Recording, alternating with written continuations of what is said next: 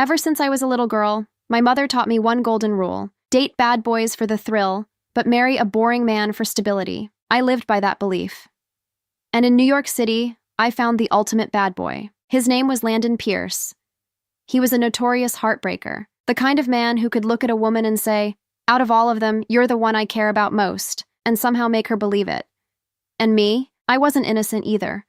I was the queen of mixed signals, a master of emotional chess wrapped in silk dresses and soft smiles. My favorite line was simple: "I can't sleep because I'm not sleeping next to you." People said we were the perfect toxic couple. They weren't wrong. We weren't built on trust. We were built on tension, on jealousy, on the thrill of almost losing each other. But a month ago, everything changed. My mother was diagnosed with early-stage lung cancer. Standing in those sterile hospital hallways, watching her try to act strong while fear sat quietly in her eyes, something inside me shifted. For the first time in my life, stability didn't sound boring. It sounded necessary. So I decided I was going to leave Landon. What I didn't realize is that walking away from a game you're winning isn't nearly as easy as it sounds. Landon hates answering his phone. But finding him, that's easy. He practically owns a private section at Obsidian, an upscale lounge in Manhattan. Out of 365 days a year, he's probably there 360. And tonight was no exception. When I walked in, I saw him immediately.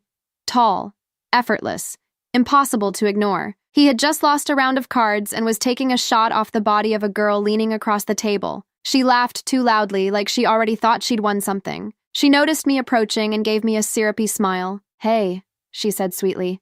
"You don't mind, right? We're just playing." I smiled back, matching her tone perfectly. "Of course not. You're adorable. Honestly, why don't you just move into our penthouse? We have plenty of space." Her smile twitched. She rolled her eyes and turned back to the table. I shifted my gaze to Landon, and right on cue, my eyes filled with tears. Clean. Controlled. "Does he hate me?" I said softly, just loud enough for the table to hear. "Maybe I should just go home. It's pouring outside and I didn't even bring an umbrella." I looked toward a broad-shouldered college-looking guy sitting nearby. Maybe he could walk me out. Landon's eyes darkened instantly. He scanned the guy from head to toe with a slow, territorial stare. The poor guy lifted both hands. "Whoa, don't drag me into this. Everybody knows Landon's obsessed with you, Harper." The mood shifted. Landon downed the rest of his drink, gently pushed the other girl aside, and stood up. "I'm heading out," he announced casually. "My girl's jealous. Gotta take her home and fix it. Drinks are on me tonight." Cheers exploded around us. He pulled me into his arms like he just won something. I didn't resist. In the car, the city lights flashed across his face as he kept glancing at me. "Are you actually mad?" he asked. "You know I was just messing around." There it was. "Out of all of them, you're the one I care about most." He said it softer this time, almost convincing. If I wasn't so shallow, if I wasn't so addicted to his face, I would have left years ago. He leaned closer, brushing his lips near my ear. "What perfume is that?" he murmured. "Vanilla? You smell insane. I swear you drive me crazy." "Landon," I said, cutting through his tone. "I want to break up." He paused, then smiled slowly. "What role play is this? CEO and rebellious assistant? Stranger on a plane?" "I'm serious." My face didn't move. His smile faded. He leaned back in his seat, flipping his lighter open and closed. Calm. Irritatingly calm. "All right," he said finally. "Give me one reason that actually makes sense. There are too many women. Have any of them ever shown up at our door? Have you ever caught me in bed with one?" I hesitated. Technically, no. I didn't have proof. "I want to get married," I said instead. I expected panic. A laugh. A refusal. Instead, he shrugged. "Pick a date. We'll go to City Hall." Like marriage was just paperwork. Like vows didn't mean anything. "My mom wants me to find someone reliable," I added quietly. He tossed the lighter onto the dashboard and smirked. "Then let's go ask her which part of me isn't reliable. She just got out of surgery. Don't stress her." He pulled me closer again, kissing my cheek. "I'm joking," he said. "You're just bored?" That night, his phone buzzed on the nightstand. I glanced at the screen. Elena, the one everyone said he never got over. "Your phone," I said.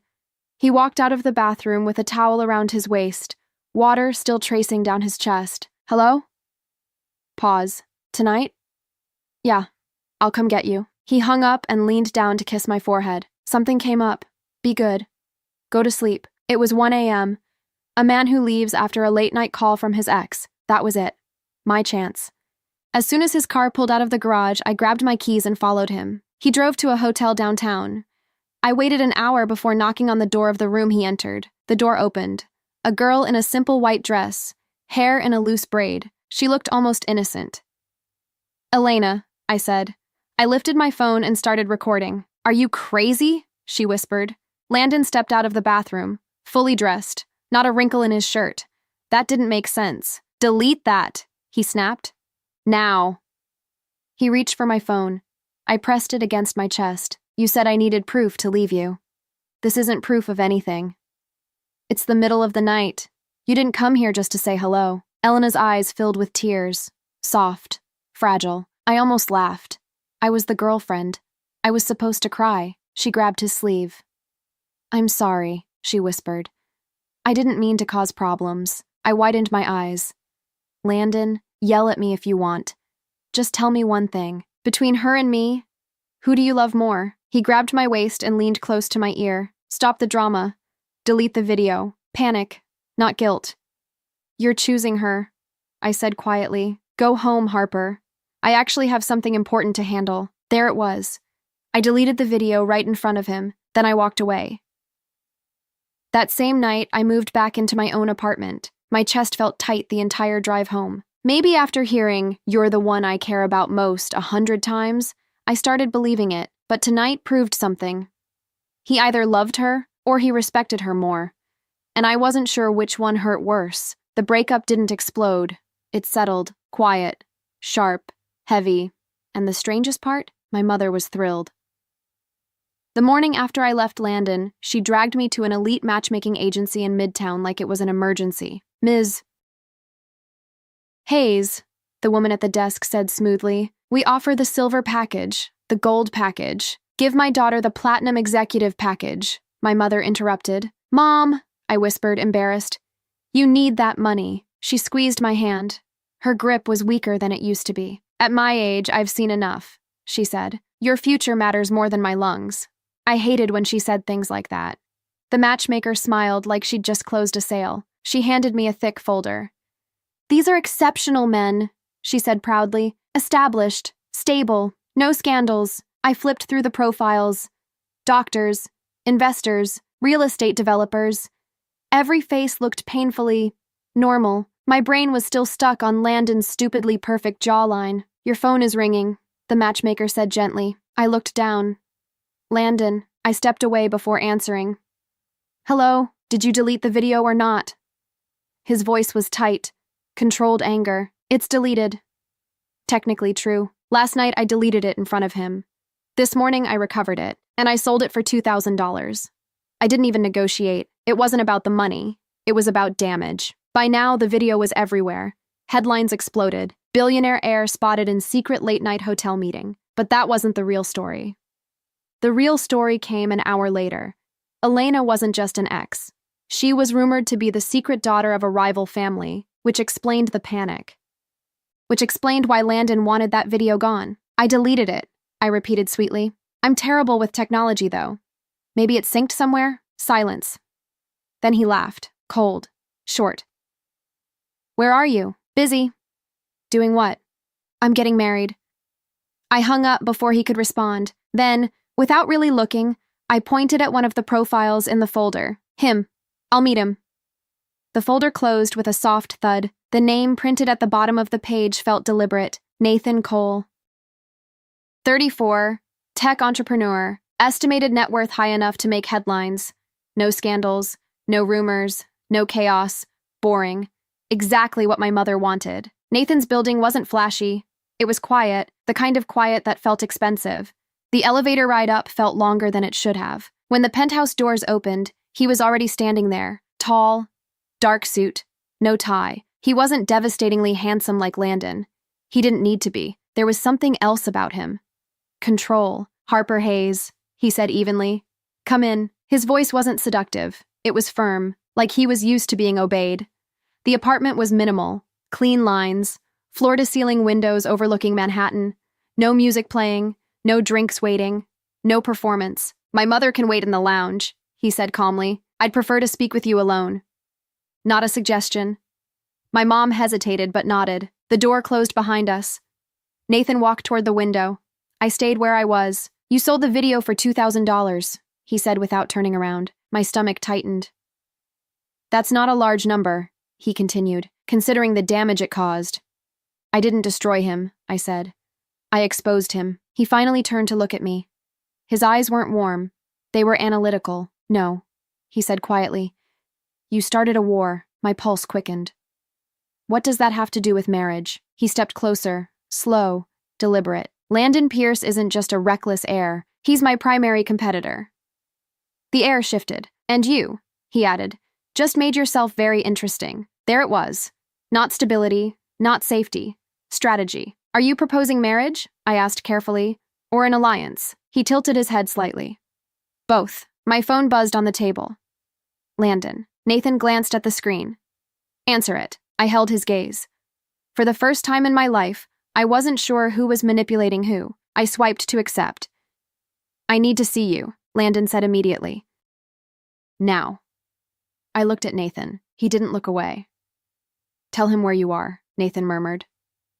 My heart pounded. I'm busy, I said. I know exactly where you are, Landon replied calmly. Nathan Cole, penthouse, glass walls, minimalist nightmare. My blood ran cold. Nathan didn't look surprised. You have 5 minutes to explain why you're playing with my competition, Landon continued. Competition. Nathan extended his hand slightly, not touching me, just claiming space. Invite him up, he said quietly. Landon heard. Is he with you right now? I didn't answer. My silence was confirmation. Good, Landon said. Don't make me wait in the lobby. The line went dead. The air felt heavier. Does he have access to your security system? I asked. No, Nathan replied calmly. He has access to half of Manhattan. I swallowed. What do you collect? I asked him. For the first time, a faint smile touched his lips. Outcomes. The private elevator chimed. No knock. No announcement. Landon walked in like the building belonged to him. Dark suit. No smile. No charm. His eyes locked on me first. Then Nathan. Cole. Pierce. No handshakes, no jokes, just tension. Landon stepped closer and took my wrist. Not hard, not gentle, exact. Is this part of your little performance? He asked softly. You didn't accept the breakup, I replied. Nathan moved slightly forward. She's here for a formal proposal. Landon let out a dry laugh. Since when do you do anything that isn't hostile strategy? Since someone decided to turn a private matter into a public spectacle, Nathan answered. There it was again. The video, the war. Landon looked at me differently now. Not angry, not hurt, measuring. Do you really think that affected me? He asked quietly. I didn't respond. He leaned closer. What you did wasn't revenge, he said. It was a declaration. My heart pounded. Of what? That you're still playing with me. Nathan's voice cut in smoothly. She's playing to win. Landon's jaw tightened. You don't know how to play with fire, Cole. Nathan didn't raise his tone. I don't play with fire. I own the building. Silence fell between them, and I stood in the middle of it. Thrill, stability, power, and for the first time, I wasn't sure which one I actually wanted. The silence between them wasn't loud. It was controlled, measured, dangerous. Landon didn't let go of my wrist. Are you actually considering this? He asked me quietly. This? I replied. You mean a man who doesn't disappear at 1 a.m. when his ex calls? His eyes flickered. Nathan stepped closer, not touching me, just standing firm. She's free to make her own decisions. Landon let out a short laugh. Free? That's cute. Then he looked at me again. Harper, let's go. 3 words. Not a command this time, almost a request. Nathan didn't interrupt. He didn't push. He just said, evenly, the choice is yours. And somehow that felt heavier than Landon's grip. My phone vibrated in my purse. Once, twice. I ignored it. Landon noticed. Answer it. I pulled it out. Unknown number. I opened the message. A photo. My mother leaving the hospital that afternoon. Taken from a distance. Zoomed in. Clear. Below it, 1 sentence. Wars always have collateral damage. My stomach dropped. What did you do? I whispered. I didn't even know which one I was asking. Landon frowned. What are you talking about? Nathan held out his hand. Show me. I hesitated for half a second, then handed him the phone. His expression didn't change as he studied the image. "Not my style," he said calmly. Landon gave a dry smile. "Too theatrical for you, right?" I looked straight at him. "Was it you?" His eyes didn't move. "If I wanted to pressure you," he said slowly, "I wouldn't use your mother." That wasn't exactly a denial. Nathan stepped slightly closer to him. "Your methods are getting sloppy." "And yours are getting desperate?" Landon shot back. My breathing felt uneven. "This isn't a game," I said. Landon looked at me carefully. "It never was." Nathan forwarded the image to himself without asking. "I'll trace it." Landon crossed his arms. "Since when are you protecting her?" Nathan didn't hesitate. "She decides who I protect." That sentence hung in the air. I decide. For so long, I thought I was the one pulling strings. Now I wasn't sure I was even holding them. From the other room, I heard my mother cough. Weak. Real. This wasn't about ego anymore. "I want to know who sent that," I said firmly. "You will," Nathan replied. Landon looked at me again. "If you step into this," he said quietly, "there's no clean way out." I stepped closer to him, lowering my voice. "I've never left anything clean with you." For a moment, the old fire flashed in his eyes. Then it faded. "You're walking into something bigger than you understand." Nathan's tone was calm. "She understands enough." Landon held my gaze for a long second. "This doesn't end here." Then he turned and walked toward the private elevator. The doors closed. Silence returned, but it wasn't empty. It felt like something had just shifted permanently. "Do you know who sent it?" I asked Nathan. "Not yet." "What does that mean?" "It means," he said, looking directly at me, "that this is no longer just your problem." My pulse quickened. "Explain." "If someone is threatening your mother, they're escalating." Escalating. The word felt sharp. From the lounge, my mother called my name softly. Nathan lowered his voice. "Tomorrow morning we announce our engagement." "What?" "Publicly." "That's insane. It forces movement," he said. "Anyone watching will react." My mind raced. Scandal. War. Marriage. "And if I don't actually want to marry you?" He didn't smile. "That depends on how this ends." My phone vibrated again. Another message. "Elena isn't the only secret daughter." My breath caught. I showed Nathan. For the first time, something shifted in his expression. Concern. "That's not random," he said quietly. "Impossible," I whispered. "Nothing is impossible when families are fighting over power." My mother stepped into the room slowly. "Is everything okay?" I smiled automatically. "Perfect." Nathan's tone softened slightly when he addressed her. "We'll be announcing our engagement tomorrow." Her eyes filled with tears. "So soon?" "In unstable times," he said smoothly. "Clarity is strength." She looked at me. "Are you sure?" I thought about Landon walking in without permission. The photo, the message, the word collateral. "Yes," I said. The decision settled inside me like something final. Later, after I dropped my mother home, my phone wouldn't stop buzzing. Unknown numbers, news alerts, speculation about the Pierce scandal. Landon didn't call again. That worried me more. In the elevator of my mom's building, she looked at me quietly. "I don't trust him," she murmured. "Which one?" I asked. "Either of them." I gave a faint smile. "Me neither." When I walked back to my car, I saw something on the driver's seat, a white envelope. No broken glass, no forced door. My heart began pounding. I opened it carefully. Inside was a photograph, me. Leaving the hotel the night of the video, the glowing sign behind me clearly showing the time. On the back, written in black ink, "You started this." My chest tightened. This wasn't Landon. This wasn't Nathan. Someone else had been watching. And they'd been watching before I ever realized. My phone vibrated again. A message from Nathan. "The press release goes out at 10 a.m. No clean way out." I stared at the photo again. If Elena wasn't the only secret daughter, then who else was hiding in this story? And more importantly, was I a piece on the board? Or was I the door someone was trying to unlock? I didn't sleep that night. Every time I closed my eyes, I saw three things.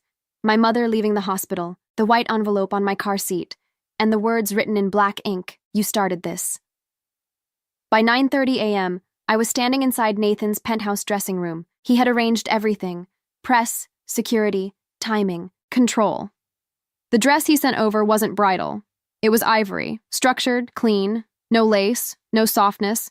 It wasn't romantic. It was strategic. Nathan stood by the doorway in a dark suit. "The press is downstairs," he said calmly. "Did Landon confirm?" I asked.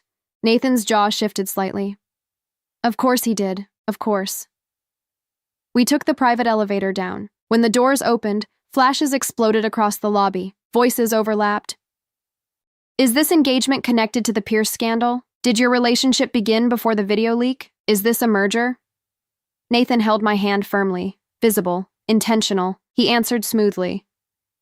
"My relationship with Harper began when I realized she doesn't fold under pressure. Not love, not destiny, pressure." Then I saw him. Landon stood near the back of the crowd. Gray suit, no smile, no performance, too controlled. Our eyes met. The old fire flickered for half a second, then it hardened. A microphone was pushed toward me. "Ms. Hayes, why commit so quickly?" I felt the weight of the photograph inside my bag, the date printed in the corner, the message. "Because I learned something recently," I said clearly. "Stability isn't boring, it's power." Murmurs spread through the room. Landon tilted his head slightly. I kept going, and sometimes the truth takes decades to surface. The room shifted. A reporter caught it immediately. "Are you referring to the recent scandal?" I took a slow breath. "I'm referring to 1998. Silence. It wasn't dramatic. It was sharp, like glass cracking quietly. Landon's expression changed, just slightly. Then another figure stepped forward from the side. An older man, silver hair, controlled posture. Richard Pierce, Landon's father. "I believe this is a celebration," Richard said smoothly. "Not the place for irrelevant speculation." Nathan's hand tightened slightly around mine. I stepped forward anyway.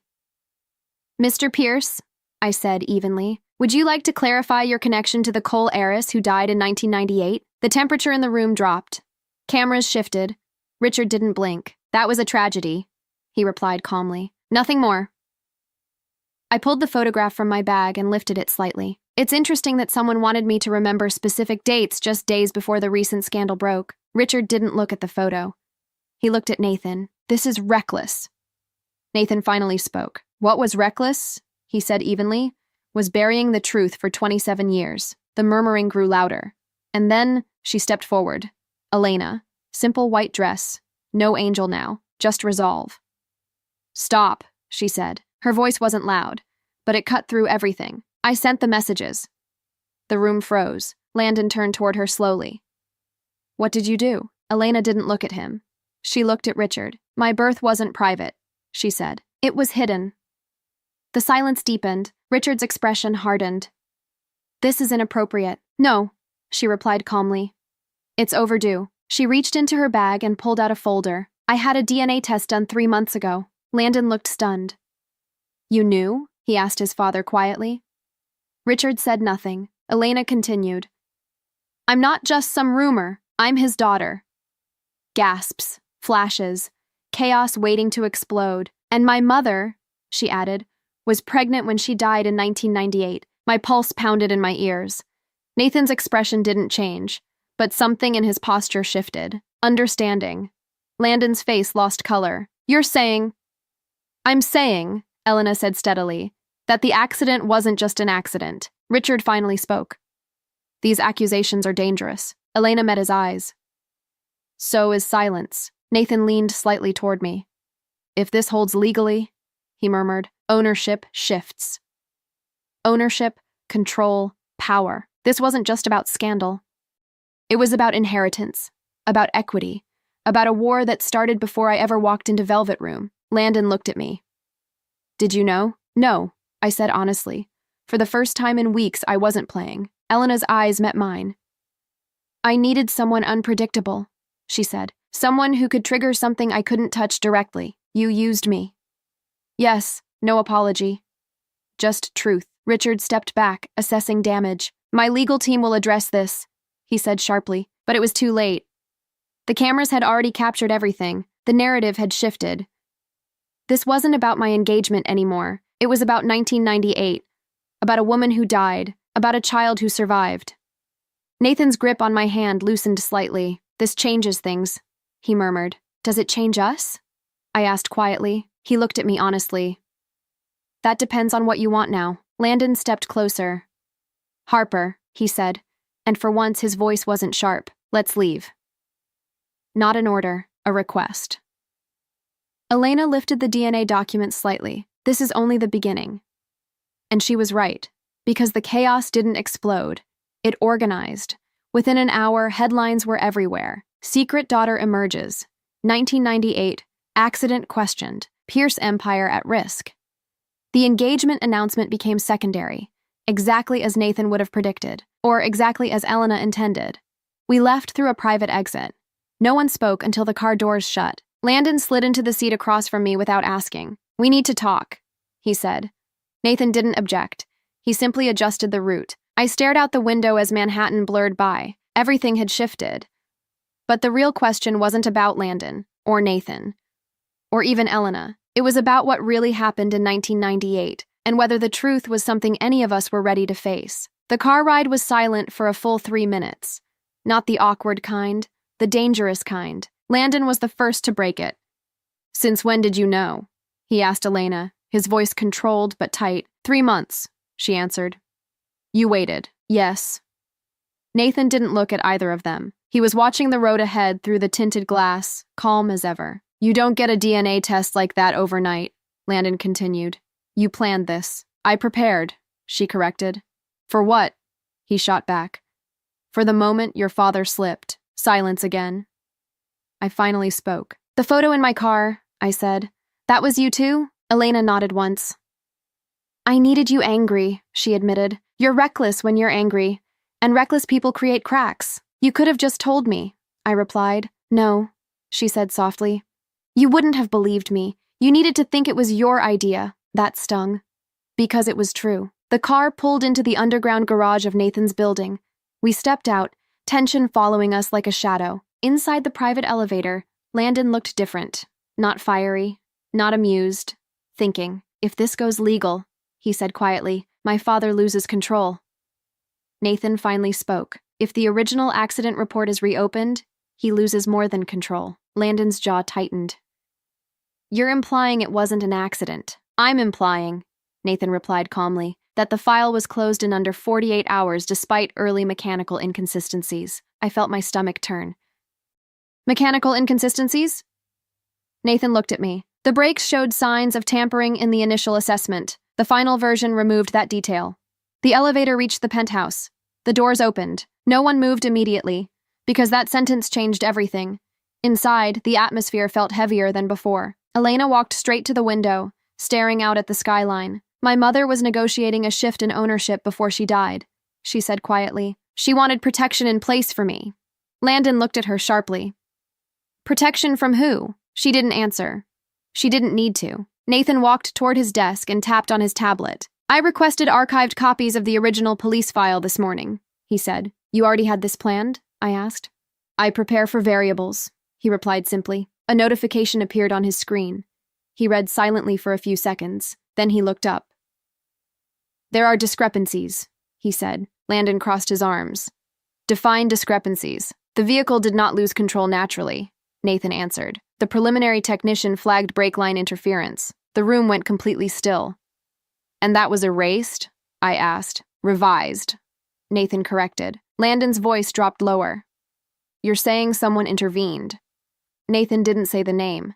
He didn't have to. Elena finally turned from the window.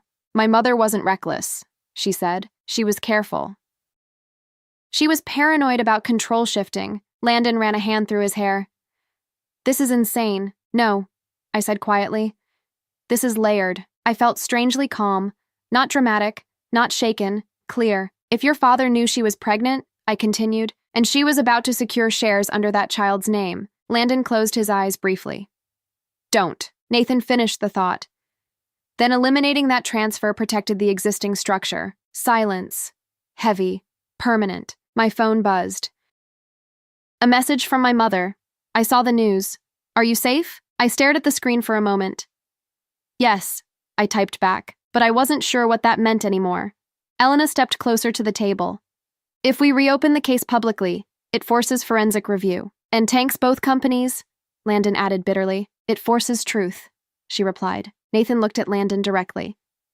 "If you file the motion yourself, you control part of the narrative." Landon let out a dry laugh.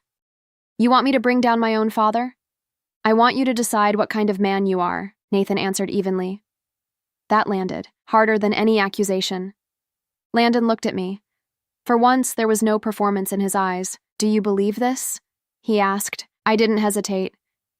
Yes, not because I hated Richard, not because I loved Nathan, but because too many pieces fit too cleanly. Landon looked at Elena. If this comes out, there's no undoing it. There was no undoing 1998 either, she said softly. He nodded once, slowly, then he straightened. I'll file the request to reopen the case. Nathan studied him. That puts you against your own board, I know. It could cost you everything. Landon looked at me again. Maybe it's time something cost me. That was the first honest thing he'd said in years. 3 weeks later, the case was officially reopened. Trading froze temporarily. Media exploded again. Richard Pierce stepped down, citing personal reasons before formal proceedings began. The DNA results were validated in court. Elena was legally recognized as his daughter. Ownership shifted. Control fractured. But the war didn't burn the city down. It restructured it. One afternoon, in the same penthouse where everything started spiraling, the four of us sat around the table.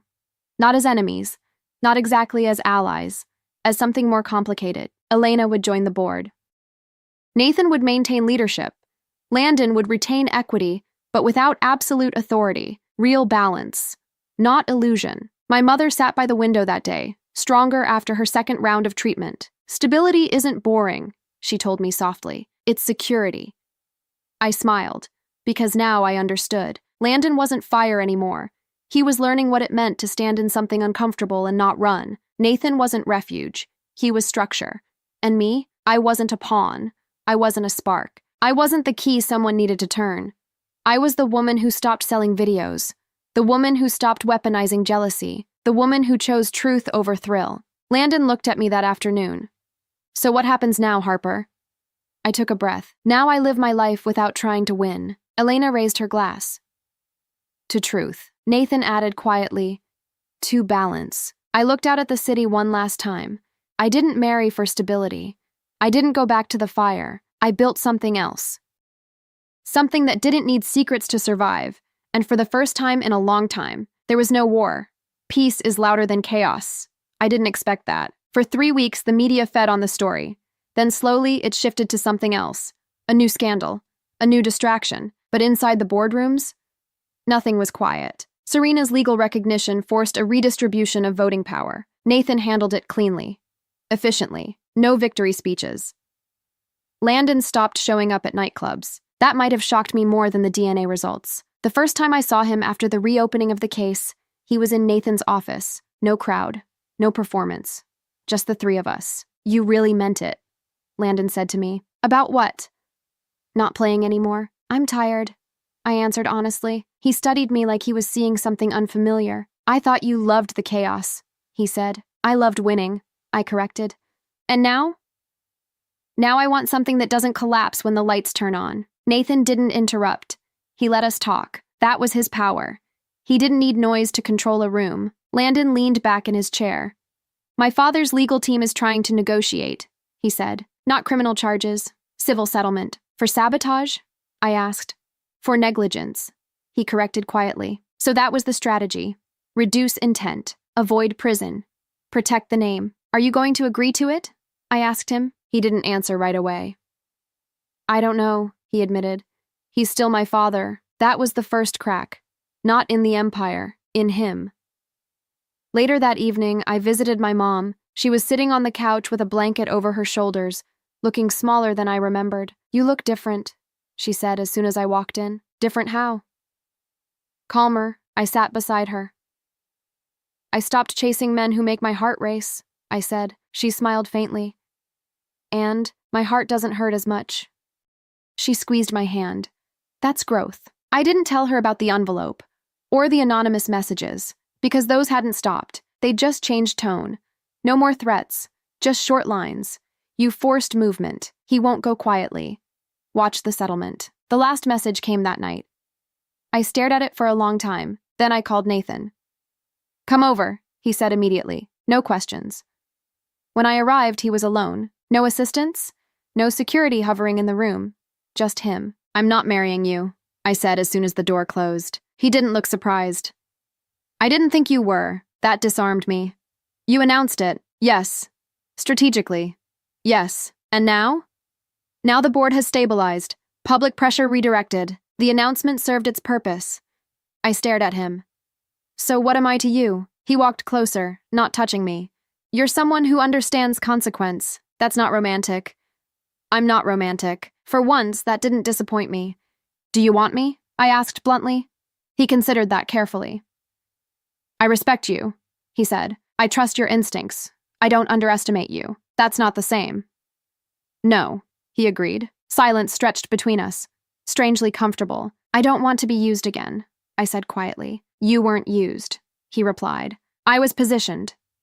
He didn't deny it. I positioned myself too, I added. That was the truth. I wasn't innocent in any of this. Nathan stepped slightly closer. If you stay, he said, it won't be for strategy. And if I leave, I'll still respect you. No pleading, no manipulation, just clarity. That was stability. Not fireworks, not obsession, just ground that didn't move. My phone buzzed again. Landon. I answered this time. Meet me, he said. Where? Our old place. Velvet Room. I almost laughed.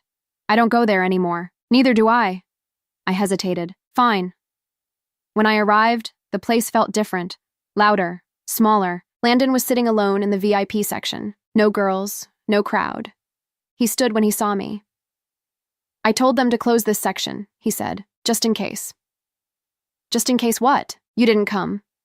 I sat across from him. You look tired, I said. He let out a breath. I am. He didn't reach for my hand, didn't try to charm me. My father signed the civil agreement this morning, he said. What does that mean? It means he won't face criminal charges. And you're okay with that? No, the honesty surprised me. But if I push harder, he continued, the company collapses. Thousands of employees, families. There it was, consequence. You chose stability, I said quietly. He gave me a faint smile. I guess I learned something. Silence settled between us, different from before, not tense, just real. Do you love him? He asked suddenly. Nathan. I thought about it. I don't know, I admitted. Do you love me? That question used to thrill me. Now it felt heavy. I loved how you made me feel, I said carefully, like I was the only person in the room. And now? Now I want to be the only person in my own life. That hurt him. I could see it. But he nodded. You're not the same, he said. Neither are you. He stood up. So this is it? Yes. No drama, no shouting, just two people who burned bright and finally understood the cost. As I walked toward the exit, he called out softly, Harper. I turned. You were never second, he said. I believed him. But it didn't matter anymore. Outside, the night air felt different, cleaner. When I got home, there was no envelope, no message, no threat, just silence. And for the first time since all of this started, silence didn't feel like the calm before something exploding. It felt like peace. But peace always has a price, and I was about to find out what mine would be. Peace does have a price. I just didn't realize it would be identity. A month after the settlement, the headlines faded completely. Richard Pierce retreated from public view. Serena officially took her seat on the board. Nathan stabilized the company structure with quiet precision. Landon stopped being a headline. And I stopped being a trigger. For the first time in years, my phone wasn't vibrating every hour. No threats, no strategy, no secret envelopes, just normal life, and that felt unfamiliar. One afternoon, I was sitting in my mother's kitchen while she slowly chopped vegetables, stubbornly insisting on doing it herself. You're thinking too much again, she said without looking up. I don't know who I am without the chaos, I admitted. She smiled softly. That's because you confused intensity with identity. That stayed with me. Later that evening, I met Nathan at his penthouse. No press, no announcements, no strategic positioning, just us. I'm stepping back, I told him. From what? He asked calmly. From all of it. The board dinners, the appearances, the speculation. He nodded once. I assumed you would. You did. You don't belong in rooms that run on quiet power, he said. You belong where you can breathe. That wasn't an insult. It was accurate. And us? I asked. He looked at me steadily. We were never about romance. No, we were about timing. I exhaled slowly. You were stability, I said. And you were momentum, he replied. We didn't kiss goodbye. We didn't dramatize it. We shook hands, strangely fitting. When I walked out of that building, I didn't feel abandoned. I felt released. A few days later, Landon asked to see me one last time. Not at Velvet Room, not at some dramatic location, just a quiet coffee shop in the middle of the afternoon. He looked different. Not tired, grounded. I sold the club shares, he said casually. I blinked. You loved that place. I loved what it represented. And now? I don't need an audience. That surprised me more than anything else he had ever done. We sat in silence for a while. Not awkward, not loaded. Just two people who survived something. You changed me, he said eventually. I didn't mean to. I know, he studied me. You're not chasing anything anymore. No. Does that scare you? A little. He smiled faintly. It shouldn't. We both knew there wasn't a future waiting for us, not because we didn't care, but because we had finally understood what we were to each other. We were fire. And fire is beautiful, but it's not meant to be lived inside forever. When we said goodbye, it wasn't dramatic. It was respectful. Final. That night, I stood in my apartment alone. No headlines, no billionaires, no war, just quiet. I walked to the mirror and looked at myself. For years, I thought I was clever because I could manipulate emotion. I thought I was powerful because I could destabilize men who thought they controlled everything. But real power wasn't in the exposure. It wasn't in the video. It wasn't even in 1998. It was in choosing not to escalate, in choosing not to sell the next secret, in choosing not to win. My mother's treatment started showing real progress 2 months later. Her scans improved. Not perfect, but hopeful. One evening, she looked at me and said, "You finally married the right thing." What? I asked. Yourself. I laughed, but she was right. I didn't marry stability. I didn't return to the fire. I didn't attach myself to power. I built something quieter. I started working with a nonprofit that helps women navigate legal and financial manipulation in relationships. No cameras, no headlines, just real stories, real consequences, real change. Sometimes people still recognize my name. Sometimes they whisper about the Pierce scandal, but it doesn't belong to me anymore. It was never really mine to carry. I wasn't the spark. I wasn't the weapon. I wasn't the key. I was just the woman who decided the game wasn't worth playing anymore. And for the first time since I was a little girl memorizing my mother's golden rule, I rewrote it. Date whoever you want. Marry whoever you want. But never build your life around chaos just because it feels exciting. Because excitement fades, power shifts, secrets rot, but peace stays. And this time, I chose it.